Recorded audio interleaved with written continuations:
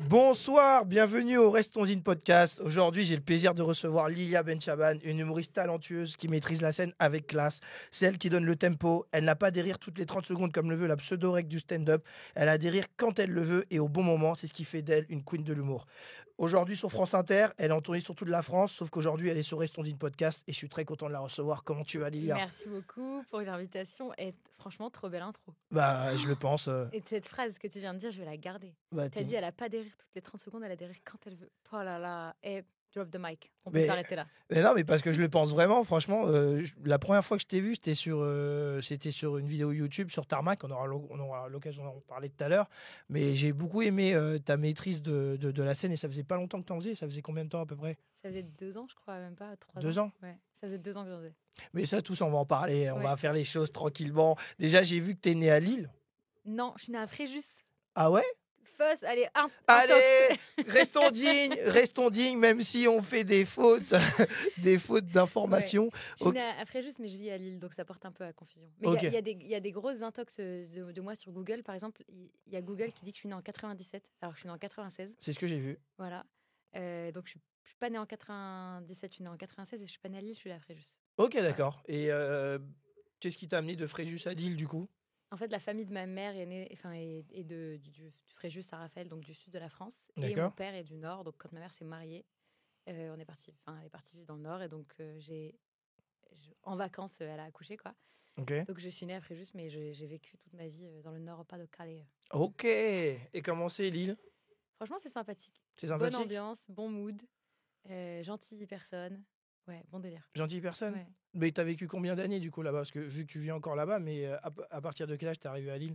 Bah, en fait, moi, j'ai vécu toute ma vie là-bas. Je suis juste née, j'ai juste gâché les vacances familiales en décidant d'arriver au moment des vacances. Ok. Ma mère était dans le sud et tout. Mais sinon, je suis née à Lille, je suis née à Fréjus et j'ai vécu à Lille. Très compliqué cette histoire. Ok, cool. Okay. Non, mais il n'y a rien de compliqué avec toi, ça va très bien se passer. Juste, il y a une chose dont on a parlé en off tout à l'heure. J'ai mis que tu étais sur France Inter. Apparemment, ça a changé. Apparemment, les choses ont changé. Et depuis quoi tu peux nous raconter un petit peu ? J'ai fait 1 an sur France Inter, donc la saison dernière, de septembre à juin. C'était trop bien. Et j'y suis plus cette année, voilà, pour diverses raisons, d'un commun accord avec France Inter qui a décidé de revoir sa grille de chroniqueur. Mais en tout cas, ça reste une super opportunité. Très belle expérience. Ouais. Donc voilà. Comment ils t'ont contacté en fait la première fois que tu as fait cette émission ? Est-ce que c'était suite à un passage que tu as fait ? Est-ce que tu as fait un passage aussi sur Montreux aussi, je sais. Ouais. Ça aussi, oui, en fait, je ne sais pas comment ils ont eu, ce qui les a amenés à me contacter, mais je sais juste que j'ai reçu un texto de Nagui. Un texto de... Un texto de Nagui. D'accord. À genre 23h au mois d'août, enfin bref, n'importe quoi. C'est fou. Et genre, quand j'ai lu le texto, je me suis dit, vas-y, c'est un fake. Et je me suis endormie. Et à 4h du matin, j'ai fait un rêve et je me suis réveillée. Je me suis dit, putain, imagine, c'est vrai. Et en fait, j'ai relu le texto et c'était vrai. Et c'était vrai. Et il disait, j'aimerais bien que tu nous rejoignes dans la bande originale et tout. C'était trop, c'était une putain de fierté d'y être allée. C'est la meilleure émission en plus de France Inter, je crois. Et ils sont tous très sympas, donc voilà, j'étais contente d'y être. Est-ce que tu peux nous raconter ton expérience là-bas ? Comment ça se passe sur France Inter ? Parce que en vrai, il y a des clichés d'ailleurs sur cette radio, comme quoi il n'y a pas beaucoup de noirs, d'arabes ou quoi que ce soit. Je sais pas, j'aimerais bien que tu nous racontes un peu l'ambiance. En fait, moi, je suis arrivée. Moi, j'ai pas eu d'expérience négative particulière. Vraiment, moi, on m'a proposé de venir, donc j'ai fait ma première chronique. On m'a dit, bah voilà, ça va se passer comme ça. On sera tous ensemble dans l'émission. Tu vas faire tant de chroniques. Tu me feras relire ton texte avant. Si tu as besoin de conseils, t'hésites pas. Enfin bref, voilà. Ok, trop bien. Et donc, que des trucs sympathiques. Et pour le coup, dans la bande originale, au moment où moi j'y étais, il y avait... on était plusieurs, tu vois. Il y avait une bonne diversité. Il y avait beaucoup de meufs. Il y en a de plus en plus, je trouve. Alors que c'est vrai que, tu vois, dans le milieu du stand-up, c'est pas le cas. En général, sur un plateau d'humour, il y a toujours plus de mecs que de meufs. Ouais. Là, pour le coup, dans l'émission, carrément, des fois, je crois que Nagui était seule. Et il y avait Leïla Kadour qui co-présente. Il y avait Lisa Delmoitier. Il y avait Laura Domange avec moi. Il y avait moi-même. Il y a vraiment que des filles. Trop bien. Et donc non, vraiment, pour le coup, moi, j'ai pas ressenti j'ai pas été victime de ces clichés. Ok, trop bien. Oui, parce que toi, de toute manière, c'est que des clichés. Ça veut pas dire que c'est vrai. Au final, voilà, c'est ça. parce C'est ça. qu'il y a Jamil Le Schlag, il y a Walidia, il y a Nordine Ganso maintenant. C'est ça. Après, c'est pas les mêmes émissions. Moi, du coup, j'étais dans l'émission de Nagui, donc la bande originale. Là où il y a Nordine Ganso maintenant, là où il y avait Ayoub Marceau, là où, enfin voilà, on était tous. Et je trouve que non, c'est non. Non, mais c'est trop bien, c'est trop bien. Tu faisais quoi avant la scène, Lilia? Parce que j'ai vu que tu faisais des études d'économie. Ouais, j'ai commencé des études d'économie que j'ai fini juste il y a 1 an et demi, je crois. Donc j'ai fait un peu les deux en même temps pendant un moment. Et j'ai fait des études d'économie à l'université de Lille. Et c'était quoi le déclic, en fait, pour te lancer dans le stand-up? Quel a été le déclic? Il n'y avait pas de déclic particulier. En fait, à la fin de mon année de lycée, je me rends compte qu'être dans de l'autodérision et tout, ça me rend cool. Et du coup, ça me rend accessible et les gens m'aiment bien. Et du coup, j'apprends à faire rire d'une autre façon. En fait, au lieu de faire le clown et d'être hyper insolente en classe, je découvre d'autres façons de faire rire. Et je me dis, ok, trop bien, si j'arrive à faire rire mes potes, je peux faire rire d'autres gens, en fait. Et c'est comme ça que je fais mes premières scènes au Paname, au Spotlight, etc. Et du coup, après ça, évidemment, tu peux pas dire à mes parents, à ma mère très conservatrice, je vais faire des blagues et tout, never.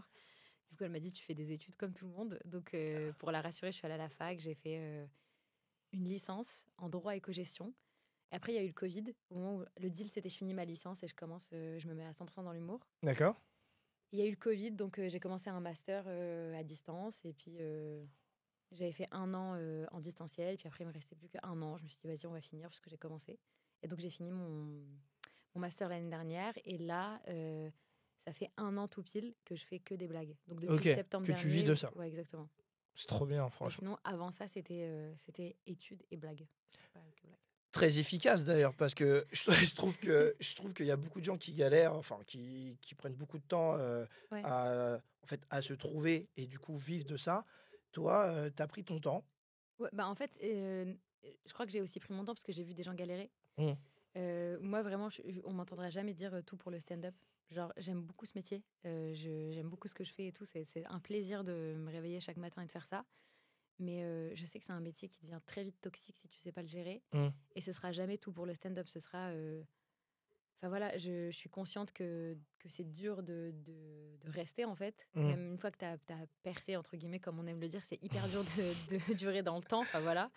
Donc c'est pour ça que j'ai voulu jouer la prudence en fait. Ah ouais. Parce que des potes stand-uppers qui galèrent, on en connaît, on en a connu. Il y en a qui ont galéré pendant des années avant de se mettre hyper bien. Et moi, j'avais peur de ça, tu vois. J'avais pas envie d'arriver à genre 35 ans et de me dire, bah finalement, ma carrière, ça n'a pas trop marché. Et j'ai pas de diplôme. Je vais faire quoi un job, enfin, tu vois. Donc, j'avais pas envie de ça. Je me suis dit, vas-y, il faut jouer la sécurité. Du coup, c'est pour ça que j'ai préféré finir mes études.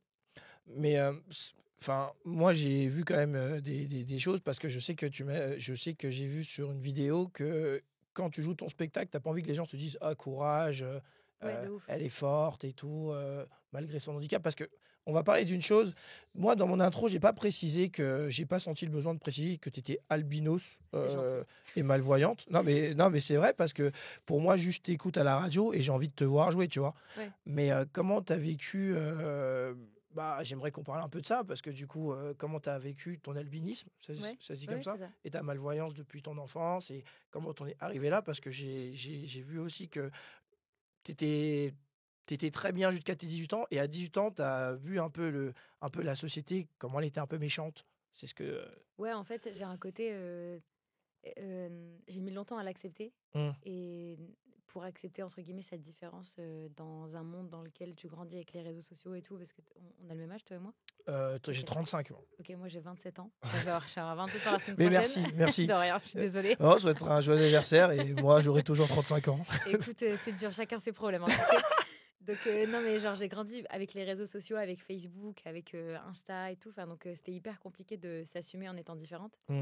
Et du coup, j'ai mis longtemps à l'accepter. Ça arrivait avec la maturité et tout. Et ça a mis vraiment des années. Et donc, je pense que ma full acceptation est arrivée à l'âge de 19-20 ans, ce qui est hyper tard. D'accord. Et du coup, avant ça, je suis hyper en colère. Je n'accepte pas du tout ce qui m'arrive. Ça me saoule, ça m'énerve. C'est hyper injuste. Et donc, avant de découvrir les blagues et l'autodérision, je suis vraiment dans un mood où je suis hyper méchante, je suis très agressive, j'attaque les gens dès que j'ai l'occasion de le faire. Faut pas m'approcher, voilà.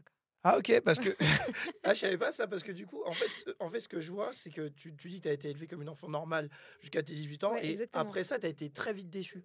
Bah, en fait, oui, alors ça, c'est 2 trucs différents. C'est qu'en fait, une évolution à l'école et tout, c'était hyper compliqué, mais dans le cadre familial, avec mes frères et sœurs, parce que je suis la deuxième d'une famille, d'une fratrie de 5 enfants. D'accord. Et donc, dans ma zone de confort où mes frères et sœurs savent ce que j'ai, n'ont pas de problème avec ma différence, mes parents pareil, etc., je suis vraiment normale en fait. Ok. Donc, je sais pas, quand c'est l'heure de regarder un film le soir et qu'on est tous avec mes frères et sœurs, c'est normal que je prenne mon petit fauteuil, que je bouge et que je mette genre vraiment devant la télé, tu vois. Ok. Et ils savent très bien qu'il faut pas s'asseoir derrière moi parce que sinon ils vont rien voir, tu vois. C'est des trucs un peu. Enfin, je sais pas, en fait, tout se passe hyper bien parce que c'est ma zone de confort. Bah oui. Et du coup, c'est trop bien. Et donc, moi, je me dis, ok, en fait, je suis un peu normale et tout. Et un jour, je sais plus, je crois que tous mes potes passent le permis. Et du coup, moi, je dis à ma mère, ben moi, j'aimerais bien m'inscrire au code et tout. Ma mère, elle me dit, bah en fait, tu peux pas passer le permis, tu vois pas. Ah ouais. Et je te jure, quand elle me dit ça, mais je suis déçue. Je dis, mais t'aurais pu me le dire, en fait. T'aurais pu me l'annoncer, je comprends pas. Ouais. Elle me dit, bah je sais pas, ça me semblait évident. Je pensais qu'on te l'avait dit. Je dis, mais non, en fait, personne m'a rien dit. Il faut apprendre à communiquer sur le sujet. Donc, en fait, c'est là que j'ai appris que tu peux pas passer le permis si t'as pas plus de 5 sur 10, je crois, à chaque œil, un truc comme ça. Ok. Et comme j'ai 1,5 à chaque œil, on en est très loin. T'as 1,5 à chaque œil. Ok. Donc, hors de question que je passe le permis, quoi. Bah ouais, mais est-ce que c'est dû à l'albinisme, la malvoyance? Ok, d'accord. Ouais, c'est un petit paquet. Ça va ensemble, en fait, parce que t'es albinos, donc ça veut dire que t'es hyper blanc et tu peux pas bronzer parce que tu n'as pas de mélanine dans le corps. Et la D'accord. mélanine, c'est ce qui te sert à bronzer, mais c'est ce qui te sert aussi à voir. D'accord, ok. Voilà. D'accord. C'est pour ça que j'ai ni l'un ni l'autre. D'accord, ok. Mais moi, je trouve que tu es quelqu'un qui. Enfin, tu vis comme si t'as pas d'albinisme, comme si. Pas de ouf. Et comme si tout le monde te traite très bien, en fait. Tout le monde n'a pas le privilège de le vivre comme ça. Moi, Ouais, tu sais, moi, complètement. je vois même pas. Enfin, pour moi, t'es vraiment normal, t'assumes vraiment ce que t'es. Même, je sais il y en a qui te font des blagues aussi. Ouais. Tu as montré une petite story il y a pas longtemps où quelqu'un qui a mis sur son répertoire Lilia qui voit grave mal sa mère, je sais pas. C'est Rodrigue. C'était Rodrigue. C'est Rodrigue. Mais c'était trop drôle, c'était trop drôle. Non, mais moi j'aime bien, du coup, je pense que c'est bien de le vivre comme ça. Et je pense que tu envoies un très beau message pour les personnes qui ont un handicap, tu vois. Ouais, carrément. Après, je sais qu'il y a différents degrés de handicap et donc forcément, quand tu as un handicap un peu invisible comme le mien, bah, c'est forcément plus simple à gérer, j'imagine. Et puis aussi, moi, le truc, c'est que je suis handicapée depuis que je suis née, c'est-à-dire que je connais pas autre chose. D'accord. Donc c'est pour ça que c'est peut-être plus simple. Il y en a pour qui, enfin moi, j'ai eu l'occasion d'échanger avec des gens qui du coup sont malvoyants, etc. et qui me disaient, bah moi, j'ai perdu la vue à l'âge de 35 ans après une carrière dans la finance. Donc c'est hyper dur, tu vois, de perdre toute son autonomie, etc. Donc je comprends que ce soit pas la même façon de le vivre. Ouais. Mais c'est vrai que moi, je suis contente parce que ça m'impacte pas plus que ça. Il y a des fois, je galère. Franchement, il y a des fois, je me dis, putain, j'aimerais bien voir parce que franchement, ça me saoule là. Vas-y, donne-moi des petits exemples. Bah, je sais pas, pour venir, par exemple, je suis venue de la gare du Nord. Ok. Et j'aime pas prendre le métro, donc quand je peux, je prends le bus. Ok. Donc là, j'ai pris le bus et tout à l'heure. Et jusqu'à ce que j'arrive, je me disais, putain, j'espère que je suis dans le bon bus, tu vois. Donc je prenais des photos du bus de loin pour être sûre d'être dans le bon bus et tout, tu vois. Parce que pas envie de demander, ouais, madame, est-ce que le bus il va au bon endroit et tout. Les gens, ils vont pas comprendre, ça se trouve, tu envie. dois préciser. Ouais, donc je préfère, je limite mes interactions avec les gens. Du coup, voilà, je suis une galère en fait. Ok. Mais c'est marrant un peu. Ouais, c'est même mignon. Voilà, t'es arrivé un petit peu en retard aujourd'hui, Ouais, mais on t'aime bien parce qu'on sait que c'est de la faute de SNCF. Et voilà, c'est ça. Et SNCF, faut et de la faute de ma cécité, parce que quand je peux, je trouve mon handicap, c'est une excuse. Sachez-le.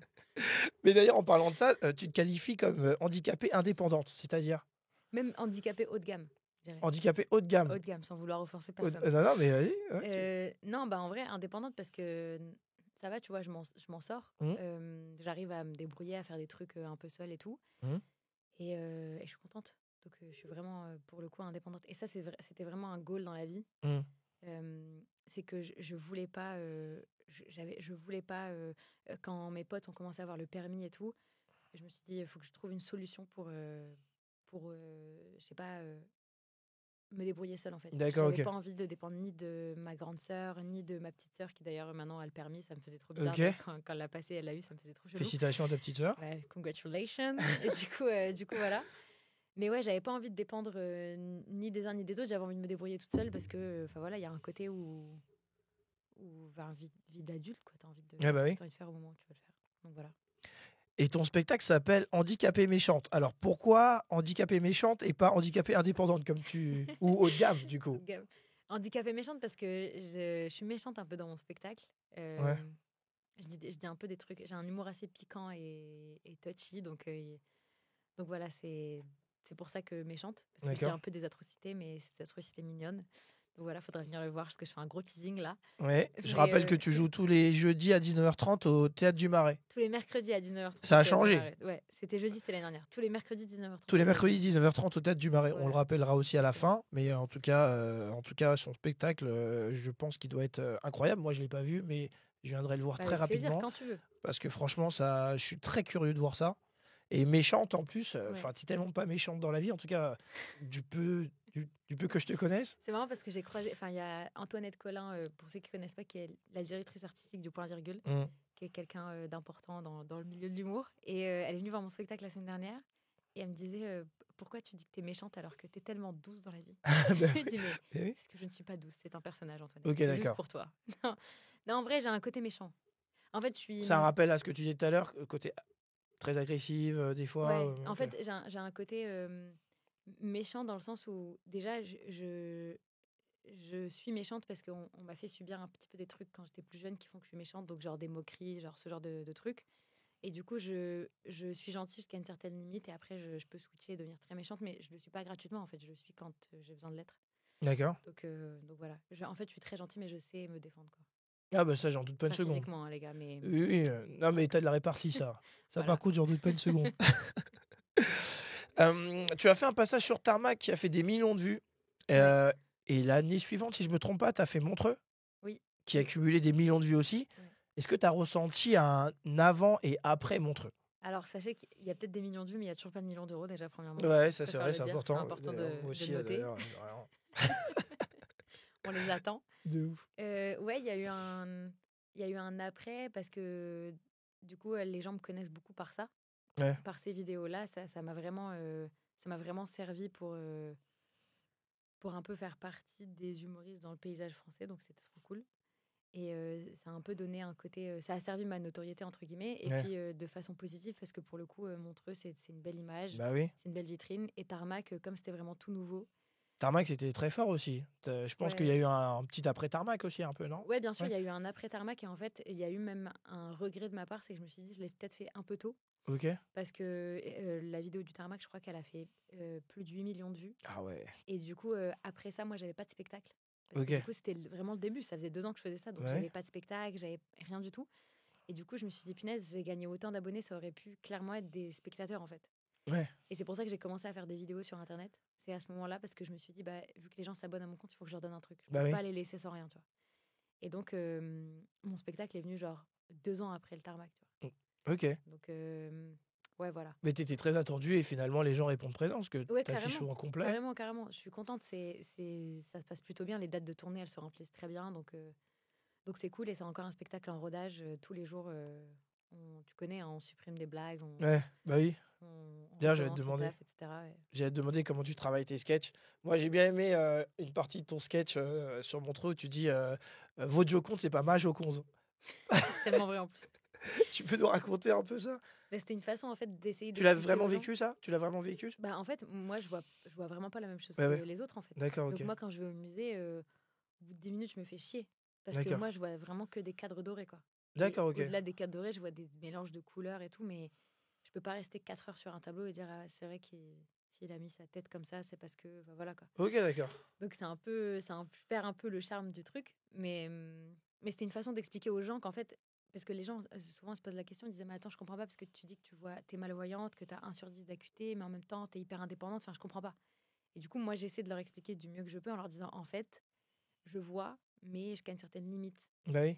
Donc quand je dis je frôle la mort, c'est vraiment vrai, je frôle la mort très souvent. D'ailleurs je sais pas comment je suis encore en vie en fait. C'est Parce vrai. que je vous jure que combien de fois Quand tu traverses la non, mais rue et vraiment, tout. tu vois. Genre, vraiment, il y a des fois où je frôle la mort, où c'est terrible, tu vois. Un jour, j'ai senti le bus passer à côté de moi. Enfin, le bus est passé. Et moi, genre, j'étais là et j'ai senti Ça m'a frôlé, tu vois. Non, mais ça, les bus, ça, c'est avec tout le monde. Hein. Ouais, non, mais j'imagine, tu vois. Moi, je me suis dit, waouh, meuf, calme-toi. C'est là où je me dis, calme-toi. Non, non. Donc voilà, mais du coup, pour. T'es né sur une bonne étoile. De quoi? T'es né sur une bonne étoile. Ouais, alhamdoulilah. Alhamdoulilah. J'ai hésité, hein. Alhamdoulilah. On peut le dire, hein, c'est rien, tout va bien. Dieu merci. Dieu merci, voilà, pour ce. Mais ouais, du coup, pour. Je sais même plus c'était quoi la question. Le bus, que tu frôles la mort à chaque fois. Oui, c'était comment tu écrit tes sketchs par rapport à. Ouais, c'est ça. Comment tu bosses tes sketchs? J'ai écrit quasiment tout mon spectacle toute seule. Ok. La base de mon spectacle, c'est moi. Et là, récemment, j'ai rencontré un mec génial qui s'appelle Clément Charton, qui du coup coécrit mon spectacle et qui coécrit mes chroniques aussi. Donc voilà, c'est la personne avec qui je bosse et du coup je nous trouve hyper efficaces ensemble et il a des idées de ouf et tout, donc voilà. Et alors la façon dont je bosse, c'est assez simple en vrai. En général, j'ai des premières idées que je note je note quoi. Après, je lui envoie et on fait un espèce de ping-pong, c'est-à-dire qu'il ajoute des trucs, que moi je rajoute, il ajoute et moi je rajoute, on supprime, on recommence, enfin, voilà. Et voilà. Et tu racontes ce que tu vis ou bien vraiment, enfin, t'es plus dans l'humour d'observation, mais t'as pas de catégorie. Enfin, si tu penses à un truc, tu l'écris ou bien. Et j'ai une facilité à aller vers l'humour noir. Je sais Ok. pas pourquoi, c'est vraiment le premier truc qui me vient. Ok. Donc, c'est marrant parce que. C'est ton côté méchante. Peut-être, non mais je te jure, et c'est fou parce qu'à chaque fois que j'écris une blague, j'arrive pas à la. Elle est toujours dark en fait. Ah ouais? Marrant. Ouais, je te jure. Donc, donc je sais pas pourquoi. Du coup, c'est un petit peu, je sais pas, c'est peut-être mon angle de vue ou ma façon de penser, mais c'est un peu ça. Et donc, dans ma catégorie, je pense que ça serait humour noir. Et puis après, j'ai un côté très terre à terre. Ok. Je n'ai pas les skills, les compétences de faire de l'absurde, etc. C'est pas un truc que je sais faire. J'aimerais bien, mais j'arrive pas. Genre, moi, je suis une meuf hyper. Terre à terre. Ouais, exactement. Bah, en fait, c'est simple. Enfin, je suis tellement terre à terre que par exemple, je n'arrive pas à regarder de films de science-fiction. J'ai jamais regardé Star Wars, je regarde pas Harry Potter et tout parce que c'est des trucs, je sais que ça n'existe pas, donc je peux pas regarder. Ok, d'accord. Tu vois, c'est un peu pour te montrer à quel point je suis terre à terre. Moi, j'ai jamais regardé aussi. Et là, c'est pas question de terre à terre, c'est que ça m'intéresse pas. On est désolé les Potter. Ouais, désolé. On n'a rien contre vous, on vous aime bien. On vous aime bien quand même. Mais on ne regardera jamais. Voilà, ça c'est un truc. Ok. Je suis tombé sur ton profil LinkedIn. Oui. T'as 1000 abonnés hein, quand même. T'as 1000 abonnés sur LinkedIn, c'est pas mal. Et c'est marqué. Ouais. Et t'as marqué parfaitement bilingue. Oui. Bilingue. Yes, because I do speak English very well. Ok. Et t'as vécu.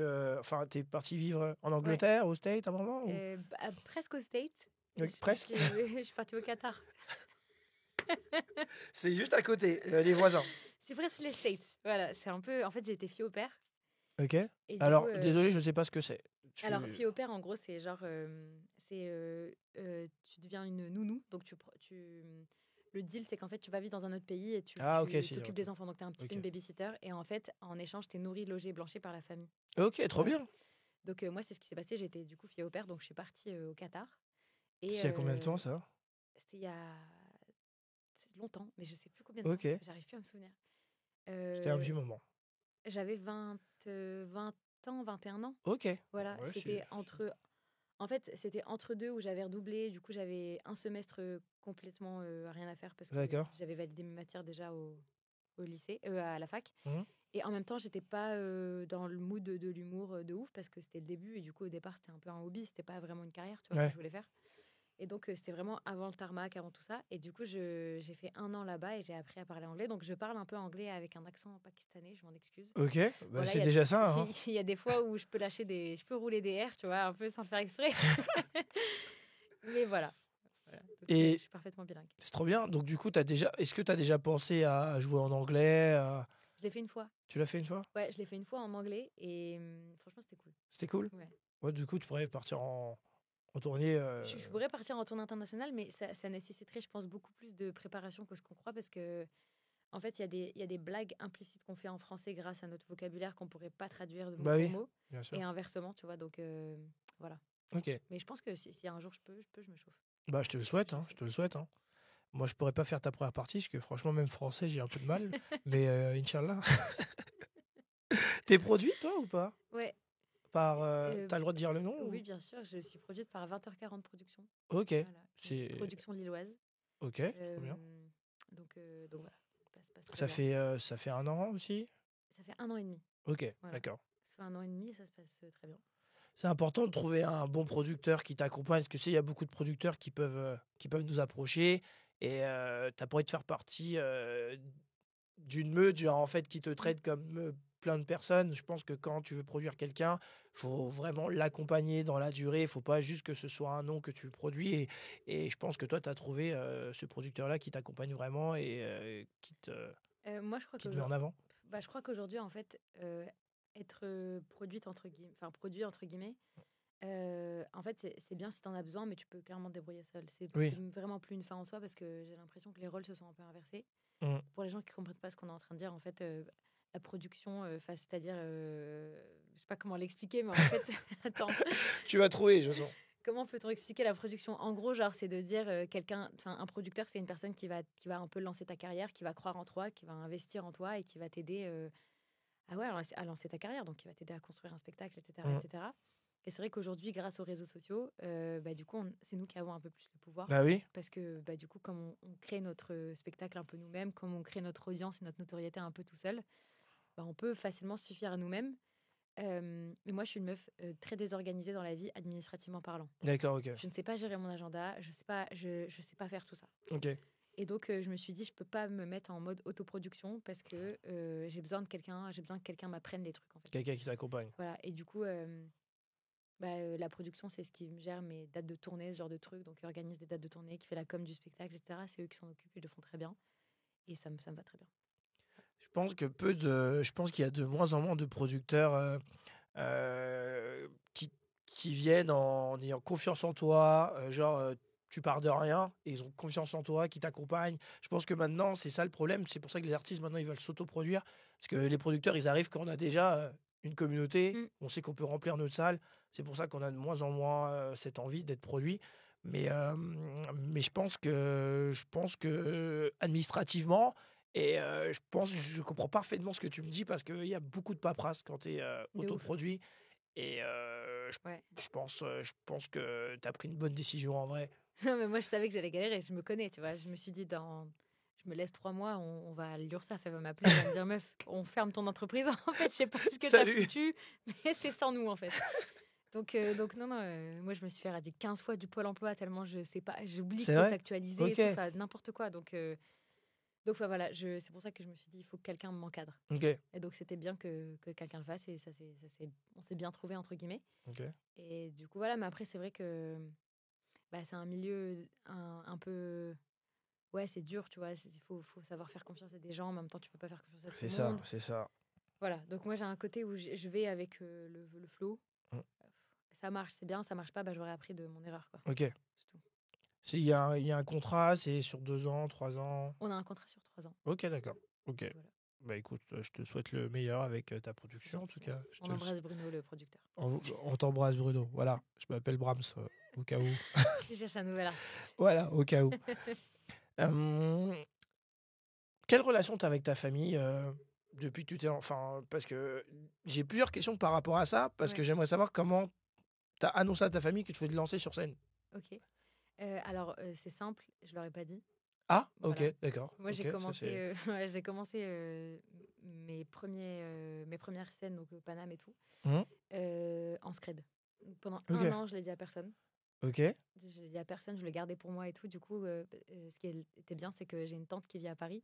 Ok. Donc, avec ma sœur, on aimait trop venir les week-ends, rester ici, tu vois. Donc, on aimait trop passer des petits week-ends ensemble. Donc, moi, je disais, vas-y, je reviens et tout. J'allais au Paname à 16h pour la voix du rire et je revenais. Comme une fleur, un peu comme ça. Tranquille. Tu faisais des allers-retours des fois? Exactement. Et ça a duré 1 an et au bout d'1 an, je me suis fait griller parce que y a une des potes de ma tante qui est partie au Paname et qui a dit ouais, j'adore le Paname, je sais pas si tu connais, c'est le début du stand-up en France et j'adore le Paname, tu devrais venir et tout. D'ailleurs, j'ai vu une fille trop drôle, une albinos avec des cheveux bouclés, elle est malvoyante, hyper gaulerie et tout. Ma tante a dit attends, parce que même ta tante ne le savait pas. Des gens qui s'appellent Lilia et qui sont albinos, j'en connais pas 36. J'en connais qu'une. Dit, ça, tu es en train de parler de ma nièce. Comment ça, ma nièce, elle veut du stand-up et tout. Et là, c'est comme ça que je me suis fait griller. Ok. Voilà. Et du coup, après ça. Ils l'ont bien pris ou? En fait, ma mère, elle pensait que c'était un hobby et que ça allait passer. Ok. Donc, elle m'a un peu bloquée avec mes études. Elle me dit, fais tes études, après, tu fais ce que tu veux. Ok. Et du coup, elle s'est dit, elle va trouver un job, tu vois. elle va lâcher l'affaire. Enfin, voilà. Tranquille. Et finalement, ça s'est pas du tout passé comme prévu parce que j'ai fini mes études, mais j'ai pas lâché l'affaire. Et du coup, voilà. Donc, elle l'a pas bien pris au départ parce que ma mère, c'est une personne très conservatrice. Donc voilà, elle, la vie, elle est normale et simple. Comme beaucoup de mamans. Voilà. Ouais, comme voilà. beaucoup de Donc, mamans. tu fais des études, puis tu trouves un job, et puis tu achètes une maison, tu construis une famille. Ouais, c'est ça. Il n'y a pas de showbiz, il n'y a pas de tout ça, quoi. Et du coup, ça l'embête un peu parce que forcément, quand je rentre chez moi, je rentre tard. Quand je suis jamais au même endroit au même moment, donc je partage ma localisation avec ma mère. Ok, d'accord. Elle sait où je suis à n'importe quel moment, Ok. elle sait très bien où je suis. Et des fois, quand pendant 2-3 jours, elle est occupée avec mes autres frères et sœurs, elle revient sur mon dos et elle se dit: mais qu'est-ce que tu fais en Bretagne alors que je t'ai laissé à Lille, en fait? Qu'est-ce que tu fais C'est pas maman, date de tournée et tout. Donc ça l'inquiète un peu, et puis d'autant plus parce que voilà, je suis malvoyante, etc. Ouais. Donc elle se dit: Elle a putain, peur pour toi. voilà. Mais bon, elle met quand même ses inquiétudes de côté, mon père aussi. Et puis ils sont OK, tu vois. Ils Ok. sont OK parce qu'ils se disent ça va, tu vois, elle va pas droit dans le mur. J'ai l'impression qu'elle s'en sort un peu. Voilà, et donc c'est plutôt cool. Et moi, j'ai toujours dit à ma famille, mon entourage, mes amis, si demain je fais un peu de la merde, bah dites-le moi, tu vois. Si Ok. demain je fais un truc, je sais pas, que je m'entête pour rien alors que je suis pas faite pour ça, bah surtout dites-le. Parce que c'est important, c'est à ça que ça sert l'entourage. Bah oui, c'est super important. Il faut être très bien entouré. Ouais, exactement. Je pense qu'il faut être peu entouré, mais bien. Ouais, tout à fait. Et du coup, voilà, c'est un peu la relation que j'ai avec ma famille. Ok, donc Je m'entends, j'ai une grande sœur et une petite sœur, on s'entend très bien. J'ai 2 petits frères, enfin voilà. Et non, trop cool. ils ont quel âge tes petits frères? Mes petits frères, ils ont 18, je crois, et 15. 18 Ok. et 15 ans, voilà. Et Et- ma petite sœur, elle a 20 ans. Et ma grande sœur, elle a 29 ans. Ok. Et ils te soutiennent tous? Ouais, ils sont à fond dedans. Eux. Ça va? Et ils sont à fond dedans. Ils flexent à l'école grâce à moi et tout. Donc, Ah ouais? ils sont contents. Trop bien. Voilà. Ils sont déjà venus te voir sur scène? Ouais, ils sont venus me voir. Ils sont venus me voir en spectacle. Il y a que ma mère qui est pas encore venue voir mon spectacle. Ok. Je veux pas qu'elle vienne maintenant. J'ai envie qu'elle vienne dans une grande salle et tout. J'ai envie qu'elle vienne à l'Olympia. Ah, Inch'Allah. Inch'Allah. Et du coup, voilà. Donc pour l'instant, elle n'est pas encore venue voir mon spectacle, mais tout le monde l'a vu à part elle. Ton père, du coup, ton père aussi Mon père, je voulais pas qu'il vienne, mais il m'a fait une surprise et il est venu quand même. Ah ok, trop bien. Donc voilà. Ils sont tous venus en fait, ils l'ont tous vu. Bah, ça fait plaisir d'être soutenu par sa famille, ça c'est super important. Hein. Tu sais que, Ouais.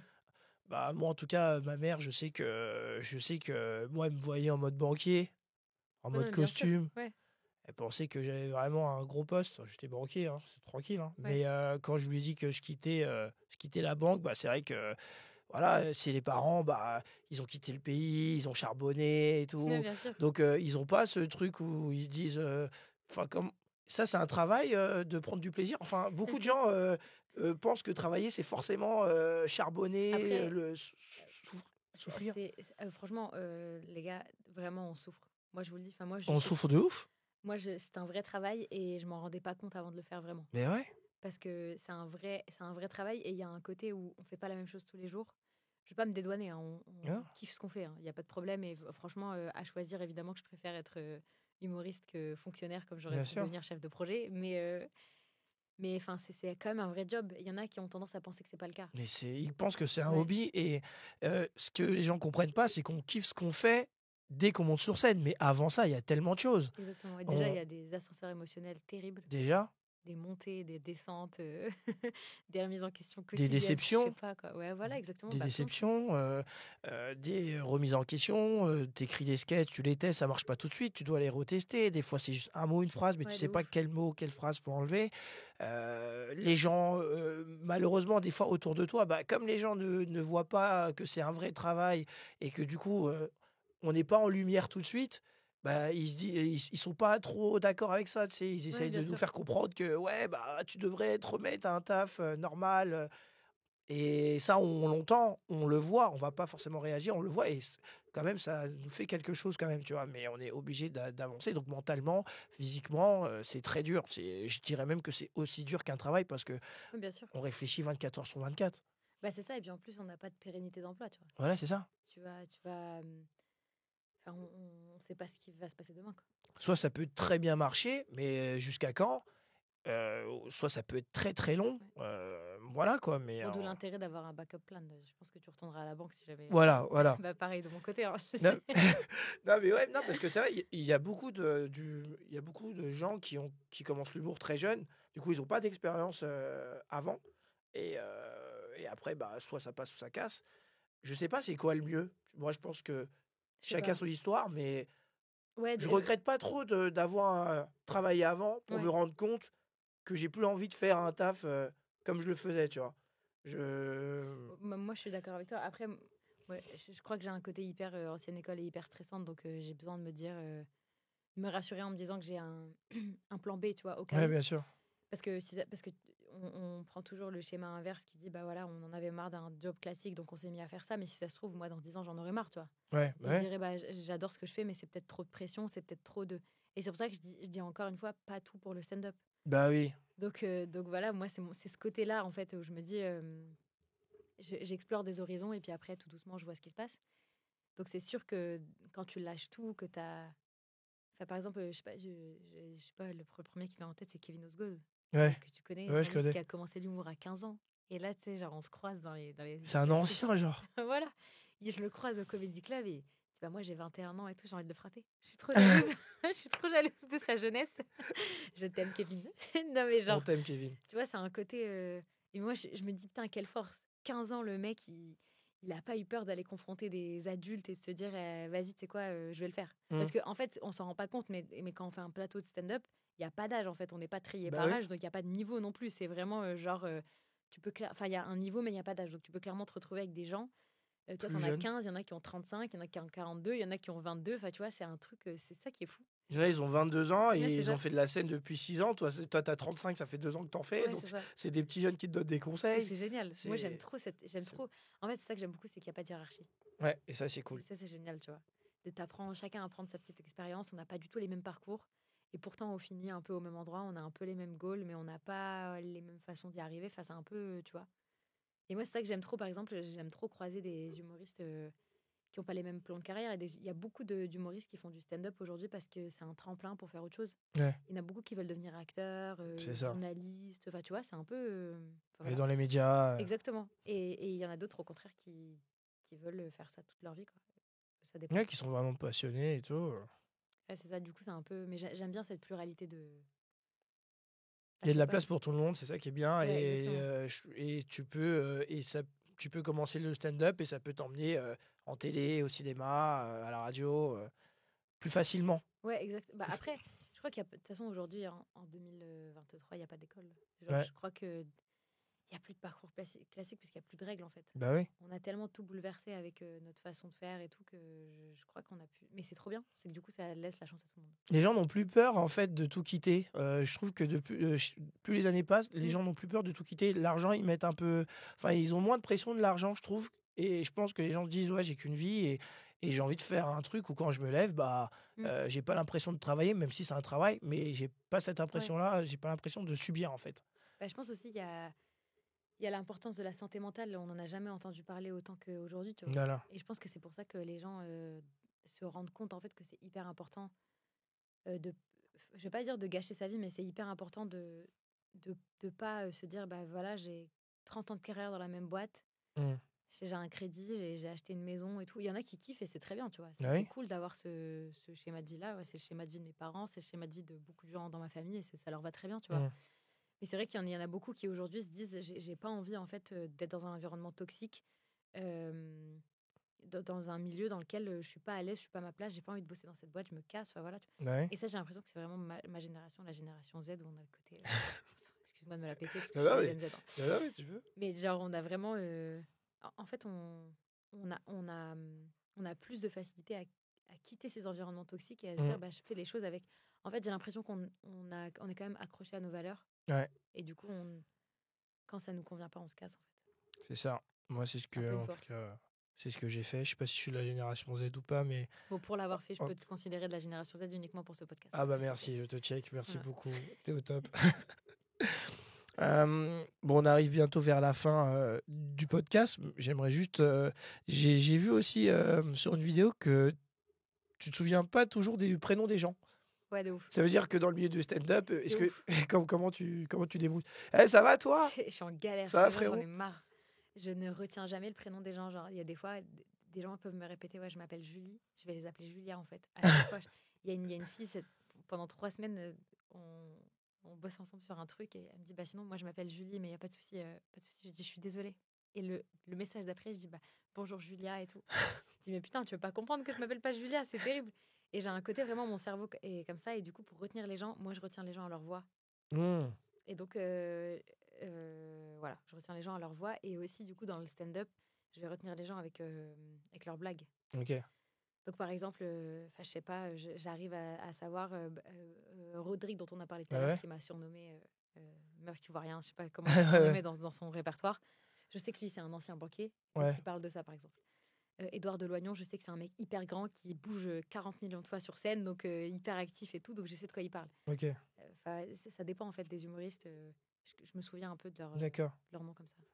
Par rapport à comment ils bougent, par rapport à leur voix, par rapport à leur sketch. Voilà, c'est ça, exactement. Après, puis, évidemment, plus je vois les gens, plus toi et moi, on se connaît très bien, on se croise très souvent et tout, donc c'est bon, tu vois, je reconnais, je sais que c'est toi, etc. Je sais que tu t'appelles Jean-Patrick. Donc voilà. Jim Patrick. Je sais que tu t'appelles Brahms, t'as vu. Donc voilà, tu vois. Mais après, il y a des gens, c'est marrant parce qu'ils ont un peu le monopole du truc où, sous prétexte qu'ils sont physionomistes et ils se souviennent un peu du nom des gens, eux, dès qu'ils te recroisent, ils te disent tu te souviens pas de moi, on s'est croisés la semaine dernière. Genre. Insupportable. Tu te dis, mais gars, je me souviens plus parce que je me souviens plus. J'ai croisé 1 milliard de personnes depuis. Mais je t'ai vu qu'une fois en fait, voilà, en plus. Ça. Donc c'est compliqué. Mais voilà, je fais ce que je peux. Ah ouais, je m'excuse. Et tu le fais bien. Je m'excuse auprès des gens à qui j'ai. En plus, c'est horrible, moi, quand on oublie mon prénom. Genre, moi, je m'appelle Lilia. Les gens n'arrivent pas à m'appeler par mon prénom. Genre, ils m'appellent soit Lila, soit Leila, soit ils se souviennent pas. Je comprends pas. Ouais. Je leur en veux pas, mais il faut pas m'en vouloir. Ok, moi en tout cas, je sais que c'est Lilia, c'est pas compliqué à dire, je sais pas. Mais je sais pas, les gens, ils ont un problème. Je préfère Lilia en plus, donc voilà. Est-ce que tu t'es senti changé quand tu t'es lancé dans le stand-up? Par exemple, moi, je me suis lancé dans le stand-up, et c'est vrai que mes amis m'ont beaucoup reproché que j'étais ailleurs quand j'étais avec eux. J'étais ailleurs. J'étais tellement à fond dans le stand-up, j'étais tellement à fond dans mon truc. Même quand ils rigolaient, je rigolais avec eux, eux, ils m'ont reproché que même quand tu rigoles, on sent que t'es pas avec nous, en fait. En fait, je me suis un peu recroquevillé sur moi-même, un peu plus. Or que j'étais déjà un peu solitaire déjà de base, mais quand j'étais avec mes potes, voilà, on était vraiment en kiff, on se tapait des barres de rire. Et quand je me suis lancé, j'étais tellement dans ma bulle. Et je sais pas si toi, t'étais un peu comme ça quand tu t'es lancé. En fait, moi, quand je me suis lancée, je faisais encore des études, donc j'avais encore le point commun, dénominateur commun de la fac. Donc on arrivait un peu quand même à trouver des sujets où on parlait un peu des mêmes choses, etc.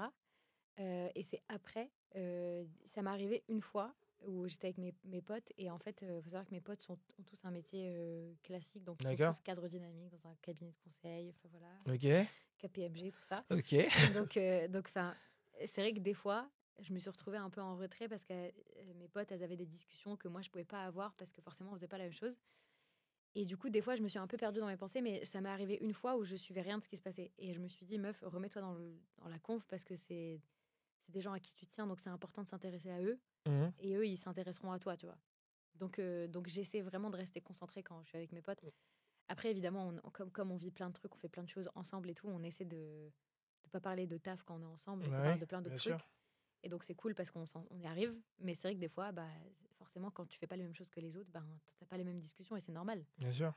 Je vais pas parler de stand-up pendant des heures et des heures avec des gens qui en font pas, qui en regardent pas trop et qui regardent du stand-up que depuis que moi j'en fais. Enfin, tu vois, c'est un peu voilà. Donc, mais je comprends ce côté où tu te sens un peu à l'écart, etc. Et c'est pas simple de se retrouver quand tu fais plus les mêmes choses que les autres. Ouais, mais c'est hyper important. Enfin, moi, je trouve ça très sain d'avoir des potes qui font pas de stand-up. Ou d'avoir des potes stand-uppers avec qui tu ne parles pas de stand-up parce que ça fait du bien en fait de parler d'autres choses. Bah oui. Et du coup, après c'est humain, tu vois, on peut pas s'en empêcher. Et moi je sais qu'il y a certains potes dans l'humour où ça va, on arrive à s'en sortir, à pas en parler quand on se voit. Quoi. C'est trop bien. Bah oui, parce bien que de ouf. Sinon on s'en sort pas du tout. Et je pense qu'on a moins de choses à raconter que si on parle que de stand-up. Enfin, je pense que c'est bien de vivre les choses, de vivre d'autres choses pour avoir plus. Après c'est notre vie, tu vois.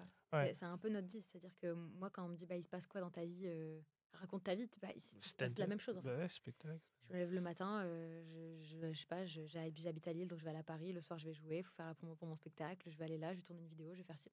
C'est que des trucs que vous faites pas en fait. Mais enfin voilà, c'est un peu pas choix. Mais c'est vrai que tu disais, on essaie de pas trop parler de taf, mais justement, ton taf, toi, c'est un truc genre les gens, ils ont envie de découvrir. Même, je pense, tu peux en parler, même en dehors, parce que je pense que les gens, ils sont curieux de savoir comment se passent les spectacles, les scènes, les vidéos. Enfin, c'est un peu bien sûr, plus. c'est vrai que C'est pas un même taf qu'un taf classique, tu vois. Dont.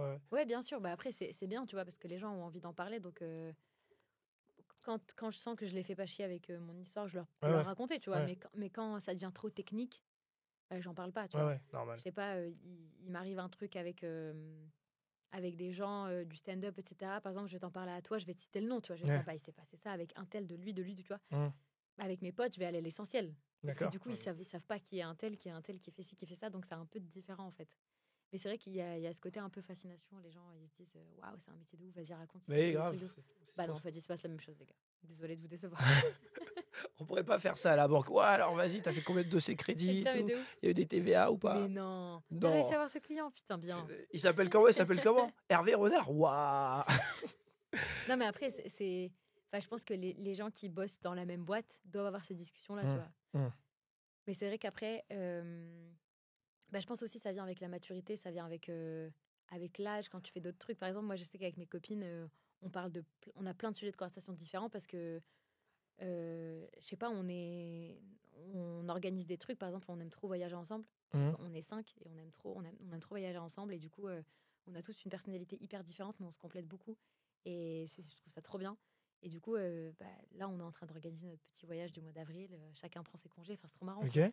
Et du coup, il y en a une, moi, j'aime pas faire ça. Vas-y, moi, je veux faire ci, moi, je veux faire ça. Et c'est terrible. Et c'est ça qui nous prend du temps, en fait. Donc, c'est ça nos discussions.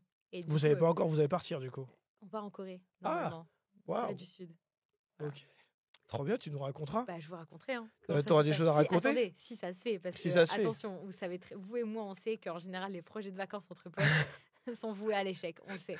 Oh, j'ai une galère, finalement, je peux pas. Non, mais laisse tomber, en fait, tu vois. Non, mais parce que moi, à la base, je voulais pas partir à ce moment-là. Enfin, voilà. C'est pas le moment. On verra bien. Ok. En tout cas, j'ai passé un très bon moment avec toi, Lilia. C'était réciproque. Vraiment, c'était vraiment cool. Je rappelle un peu tes actus. Tu joues au Théâtre du Marais tous les mercredis. Oui. À 19h30. Exactement. Et tu es en tournée sur toute la France. Oui. Tu vas participer à une émission, je crois que tu vas faire partie d'une émission sur France 2 aussi. Ouais, qui s'appelle En bande organisée et qui est diffusée tous les dimanches à 17h45.